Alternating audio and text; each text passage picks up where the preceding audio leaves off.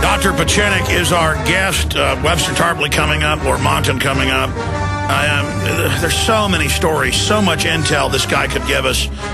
So many questions. I don't even know where to begin. We're going to have him back just for calls soon and for your Twitter questions.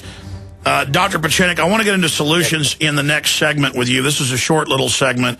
But you were just talking about Rumsfeld attacking you after 9/11.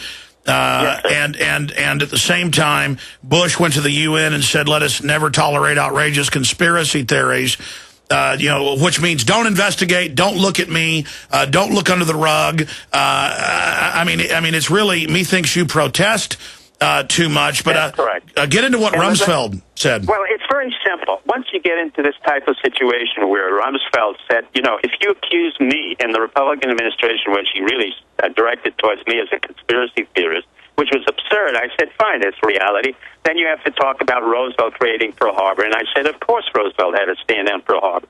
It's the same thing with Obama. The minute he talks about his conspiracy theory or silliness or whatever he wants to say, then what happens is it repercusses back to him, and it opens up his own narcissistic vulnerability, which is a fancy way of saying, listen, the more you pump yourself up, stupid, the more you're going to be vulnerable to the American public asking questions of what did you do in Chicago when you were growing up? While you were married, before you're married, before you were educated, what kind of education did you really have? Let's look at really what you did, because the more stupid things you say and you do to the American public, the more vulnerable you become. And go ask Axelrod, who's not the brightest guy in the world, and ask your own heads of national intelligence who remain there because they get pensions and they get double pensions. These are not the same guys from the 90s and 80s worked for Bush and Reagan, who really sacrificed their lives. These are guys who earn their pensions, remain there, and really have never been in the outside world. So I want this president to keep on attacking me and you and the American public,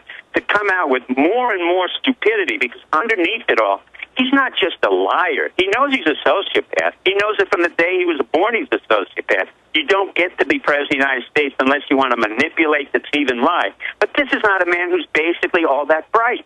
In the same way Condoleezza was not very bright. We know Bush Jr. was stupid.